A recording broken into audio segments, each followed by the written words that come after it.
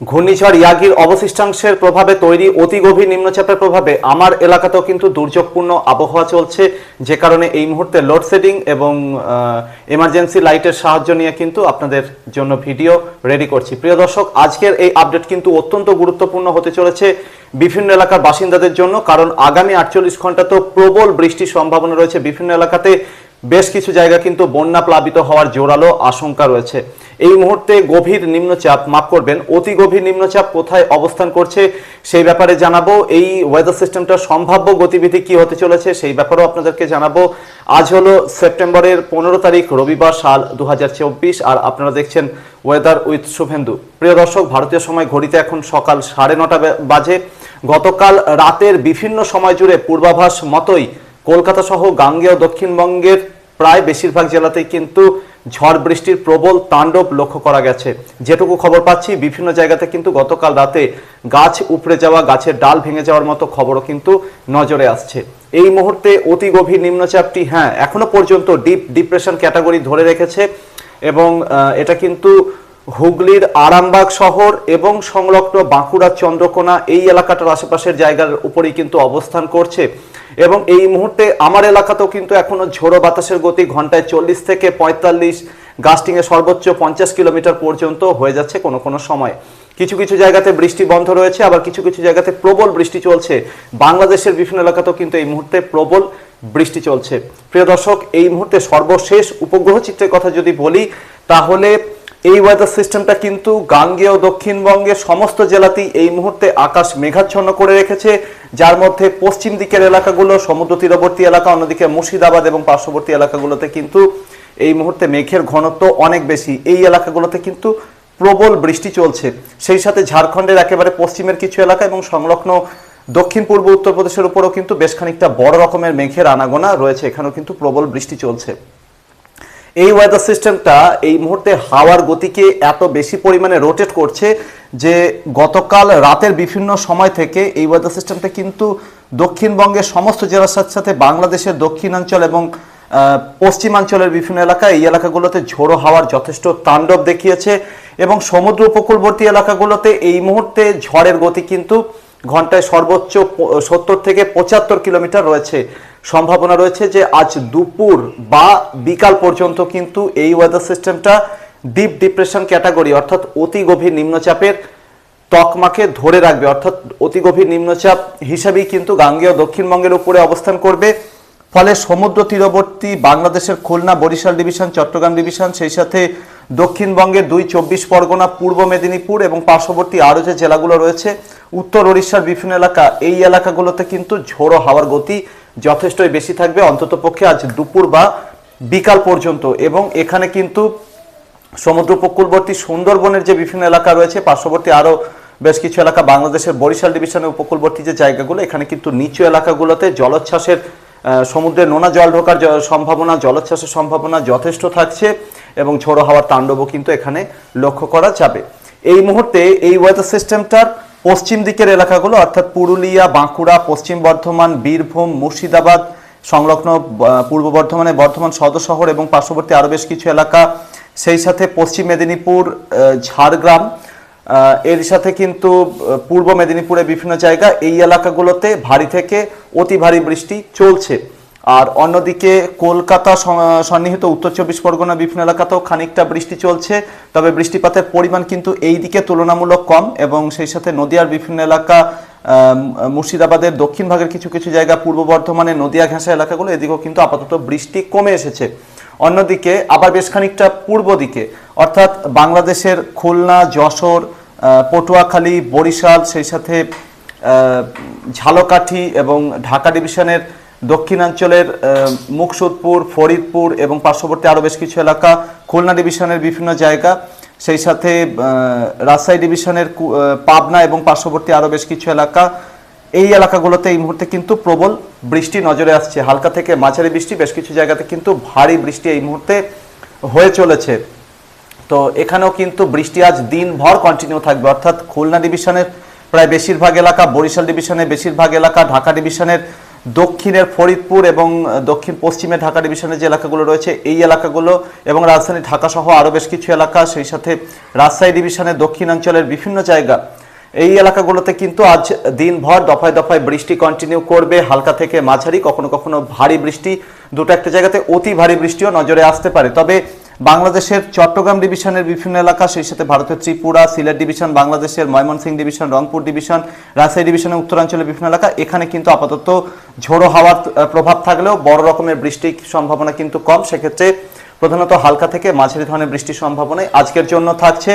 সেই সাথে আসাম, মেঘালয়, উত্তরবঙ্গের পাহাড়ি এবং তরাই ডুয়ার্সি জেলাগুলোর দিকেও কিন্তু সেভাবে দুর্যোগের সম্ভাবনা কম বলেই মনে হচ্ছে। তবে হালকা থেকে মাঝারি ধরনের বৃষ্টি এদিকেও খানিকটা নজরে আসার সম্ভাবনা রয়েছে। বিহারের উত্তরাঞ্চলের বিভিন্ন এলাকাতেও প্রধানত হালকা থেকে মাঝারি ধরনের বৃষ্টি নজরে আসতে পারে। দক্ষিণ বিহারের বিভিন্ন জায়গাতে ভারী থেকে অতি ভারী বৃষ্টির সম্ভাবনা। রাজধানী রাঁচি সহ ঝাড়খণ্ডের সর্বত্রই কিন্তু আজ দুপুরের দিক থেকে আবহাওয়াতে পরিবর্তন হবে, অর্থাৎ এখানে কিন্তু বৃষ্টিপাতের প্রভাব বাড়তে থাকবে এবং পরবর্তী 24 ঘন্টায় কিন্তু ঝাড়খণ্ডের সব জায়গাতেই একরকম মাঝারি থেকে ভারী বৃষ্টি এবং কোথাও কোথাও অতি ভারী বা চরম ভারী বর্ষণের সম্ভাবনাও কিন্তু রয়েছে। উত্তর ওড়িশার একটা বড় এলাকা জুড়েও কিন্তু এই ধরনের আবহাওয়া থাকবে। সেই সাথে কলকাতা সহ গাঙ্গেয় দক্ষিণবঙ্গের বাংলাদেশের সীমান্তবর্তী যে জেলাগুলো রয়েছে, উত্তর দক্ষিণ 24 পরগনা, সেই সাথে কলকাতা, হাওড়া, হুগলি, পূর্ব বর্ধমানের নদিয়া ঘেঁষা বিভিন্ন জায়গা, সেই সাথে নদিয়া, এই জেলাগুলোতে কিন্তু হালকা থেকে মাঝারি ধরনের বৃষ্টির সঙ্গে পরবর্তী 24 ঘন্টায় কোথাও কোথাও বেশ খানিকটা ভারী বৃষ্টি নজরে আসতে পারে। অন্যদিকে গাঙ্গেয় দক্ষিণবঙ্গের বাকি সমস্ত জেলাতেই কিন্তু পরবর্তী 24 ঘন্টায় হালকা থেকে মাঝারি এবং কখনো কখনো ভারী থেকে অতি ভারী বৃষ্টি নজরে আসবে। কিছু কিছু জায়গাতে চরম ভারী বর্ষণের সম্ভাবনাও রয়েছে, যেরকম পুরুলিয়া, সেই সাথে বাঁকুড়া, পশ্চিম বর্ধমান, সেই সাথে পশ্চিম মেদিনীপুর, ঝাড়গ্রাম এবং এর পার্শ্ববর্তী আরও বেশ কিছু এলাকা। এখানে কিন্তু পরবর্তী 24 ঘন্টায় বেশ খানিকটা অতি ভারী বৃষ্টির সম্ভাবনাও কিন্তু পুরোপুরি রুল আউট করা যাচ্ছে না। এর পরবর্তীতে কি হতে পারে, আজকে সম্ভবত যেরকমটা বলছিলাম দুপুর বা বিকালের দিকে ওয়েদার সিস্টেমটি শক্তি ক্ষয় করবে এবং এটা ডিপ্রেশন ক্যাটাগরিতে নামতে পারে এবং সেই সময় কি করতে পারে, ওয়েদার সিস্টেমটা কিন্তু বাঁকুড়া জেলার পশ্চিমাঞ্চলের এলাকা হয়ে ধীরে ধীরে এটা ঝাড়গ্রাম এবং পুরুলিয়া জেলার দক্ষিণ ভাগের দিকে অগ্রসর হওয়ার সম্ভাবনা থাকছে। সেক্ষেত্রে আজ বেশি রাতের দিকে অথবা আগামীকাল ভোরের দিকে কিন্তু এটা পুরুলিয়া জেলার দক্ষিণ ভাগ এবং সংলগ্ন ঝাড়খণ্ডের সীমান্তবর্তী এলাকায় অবস্থান করতে পারে এবং আগামীকাল সকালের দিকে বা সকালের পরবর্তী সময় এটা কিন্তু ঝাড়খণ্ডের দিকে সরে যাওয়ার সম্ভাবনা থাকছে। তবে তা সত্ত্বেও আগামীকাল কি হতে পারে, গাঙ্গেয় দক্ষিণবঙ্গের পশ্চিমের যে জেলাগুলো, যেরকম পশ্চিম মেদিনীপুর, ঝাড়গ্রাম, কিছুটা পূর্ব মেদিনীপুর, সেই সাথে পুরুলিয়া, বাঁকুড়া, অন্যদিকে পশ্চিম বর্ধমান, কিছুটা বীরভূম, এই জেলাগুলোতে কিন্তু আগামীকালও মাঝারি থেকে ভারী বৃষ্টির যথেষ্ট সম্ভাবনা থাকবে। পুরুলিয়া, ঝাড়গ্রাম, পশ্চিম মেদিনীপুর, বাঁকুড়া এবং পশ্চিম বর্ধমান একাংশের কোথাও কোথাও কিন্তু অতি ভারী বৃষ্টির সম্ভাবনা আগামীকালও থেকে যাচ্ছে। ঝাড়খণ্ডে আগামীকাল বৃষ্টিপাতের প্রবল দাপট চলবে, ঝোড়ো হাওয়ার তাণ্ডব থাকবে এবং ঝাড়খণ্ডের বিভিন্ন এলাকাতে ভারী থেকে অতি ভারী বৃষ্টির সম্ভাবনা আগামীকাল থাকছে। কোথাও কোথাও চরম ভারী বর্ষণ আগামীকাল সেপ্টেম্বরের 16 তারিখ সোমবারেও কিন্তু নজরে আসবে। এদিকে গাঙ্গেয় দক্ষিণবঙ্গের বাকি যে জেলাগুলো রয়েছে, কলকাতা সহ 24 পরগনা, সেই সাথে নদিয়া, মুর্শিদাবাদ, পূর্ব বর্ধমান, হুগলি, হাওড়া, এই জেলাগুলো এবং পার্শ্ববর্তী আরও বেশ কিছু এলাকা, এখানে কিন্তু আগামীকাল থেকে আবহাওয়াতে সকাল থেকে উল্লেখযোগ্যভাবে উন্নতি চোখে পড়বে। মাঝে মধ্যে রোদের দেখা মিলবে, তবে কখনো কখনো আগামীকাল দিনের কোন একটা সময় বা দুটো একটা সময়ে বেশ কিছুটা দুটো একটা স্পেলে কিন্তু হালকা মাঝারি বৃষ্টি নজরে আসবে। এই সম্ভাবনা কিন্তু পুরোপুরি রোল আউট করা যাচ্ছে না। তবে দুর্যোগপূর্ণ আবহাওয়া কিন্তু গাঙ্গেয় দক্ষিণবঙ্গের বাংলাদেশ ঘেঁষা জেলাগুলোতে অর্থাৎ পূর্ব দিকের জেলাগুলোতে কিন্তু আগামীকাল থেকেই আবহাওয়ার উন্নতি চোখে পড়বে উল্লেখযোগ্যভাবে। আগামী 24 ঘন্টায় মালদা জেলার কিছু কিছু জায়গাতে কিন্তু খানিকটা ভারী বৃষ্টির সম্ভাবনা রয়েছে। দক্ষিণ দিনাজপুর, উত্তর দিনাজপুরে কিন্তু সেভাবে ভারী বৃষ্টির সম্ভাবনা কম, তবে হালকা মাঝারি বৃষ্টি নজরে আসতে পারে। দক্ষিণ দিনাজপুরে একেবারে দক্ষিণাঞ্চলে কোথাও কোথাও খানিকটা ভারী বৃষ্টির সম্ভাবনা পরবর্তী 24 ঘন্টায় রুল আউট করা যাচ্ছে না। রাজধানী ঢাকা সহ বাংলাদেশের বেশিরভাগ জায়গাতে কিন্তু আগামীকাল থেকে আবহাওয়াতে উন্নতি চোখে পড়ার সম্ভাবনা, তবে উপকূলবর্তী খুলনা, বরিশাল ডিভিশনে কোথাও কোথাও এবং ভিতরের দিকে খানিকটা এলাকাতেও কিন্তু আগামীকালও হালকা মাঝারি বৃষ্টির সম্ভাবনা রয়েছে। বজ্র বিদ্যুৎ সহ বৃষ্টি এই এলাকাগুলোতে কোথাও কোথাও হওয়ার সম্ভাবনা, তবে আজকের তুলনায় আগামীকাল থেকে কিন্তু বাংলাদেশের সর্বত্রই আবহাওয়াতে উল্লেখযোগ্যভাবে উন্নতি নজরে আসবে। এর পরবর্তী সময়ে পূর্বাভাস মতে ওয়েদার সিস্টেমটা আরও পশ্চিমে ঝাড়খণ্ডের পশ্চিমাঞ্চল এবং সংলগ্ন উত্তর ছত্তিশগড়ের দিকে সরতে থাকবে। ফলে সেপ্টেম্বরের 17 তারিখ অর্থাৎ আগামী পরশুদিন মঙ্গলবার হতে হতে কিন্তু ঝাড়খণ্ডের মূলত গাঙ্গেয় দক্ষিণবঙ্গ ঘেঁষা এলাকাগুলোতে আবহাওয়ার উন্নতি হবে, অর্থাৎ জামশেদপুর, চাকুলিয়া, সেই সাথে ধানবাদ, মধুপুর, দুমকা, এই এলাকাগুলো থেকে আবহাওয়ার উন্নতি হওয়ার সম্ভাবনা। অন্যদিকে পশ্চিমের এলাকাগুলোতে দুর্যোগপূর্ণ আবহাওয়া চলতে থাকবে।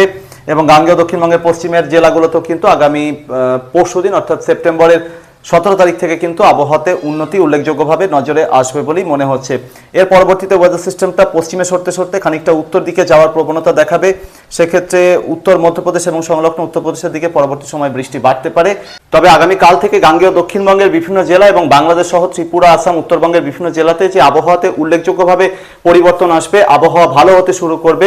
সম্ভাবনা রয়েছে যে এই ভালো আবহাওয়া অর্থাৎ রৌদ্রোজ্জ্বল আবহাওয়া এবং দিনের বেশিরভাগ সময় মোটামুটি শুকনোই থাকা, তো এই রকমের আবহাওয়া কিন্তু সেপ্টেম্বরের অন্ততপক্ষে 23 বা 24 তারিখ পর্যন্ত বেশিরভাগ জায়গা জুড়ে নজরে আসতে পারে এবং এই সময়ের মধ্যে বড় রকমের দুর্যোগপূর্ণ আবহাওয়া তৈরি হওয়ার সম্ভাবনা কিন্তু কম রয়েছে এই এলাকাগুলোর ক্ষেত্রে। তবে 20 বা 21 তারিখ নাগাদ খানিকটা বিক্ষিপ্ত বৃষ্টি গাঙ্গেয় দক্ষিণবঙ্গের বিভিন্ন জায়গাতে বা বাংলাদেশের বিভিন্ন জায়গাতে হওয়ার সম্ভাবনা। এর পরবর্তীতে সেপ্টেম্বরের 25-26 তারিখ নাগাদ উত্তর আন্দামান সাগর এবং সংলগ্ন এলাকার দিকে একটা নিম্নচাপ জন্ম নিতে পারে, যেটা পরবর্তীতে উত্তর পশ্চিমের দিকে এগোনোর সম্ভাবনা। সেক্ষেত্রে ওড়িশা এবং গাঙ্গেয় দক্ষিণবঙ্গের উপকূলের সাথে দূরত্ব কমতে থাকার সম্ভাবনা রয়েছে এবং ওয়েদার সিস্টেমটা কিন্তু লাগাতার শক্তি বৃদ্ধি করে ঘূর্ণিঝড়ে পরিণত হওয়ার সম্ভাবনা থাকছে। হ্যাঁ, সেপ্টেম্বরের শেষ দিকে কিন্তু এখানে ঘূর্ণিঝড় তৈরি হওয়ার সম্ভাবনা, এর পরবর্তীতে অক্টোবরের শুরুতেও আরও একটা ঘূর্ণিঝড় বঙ্গোপসাগরে তৈরি হওয়ার সম্ভাবনা যথেষ্টই কিন্তু রয়েছে।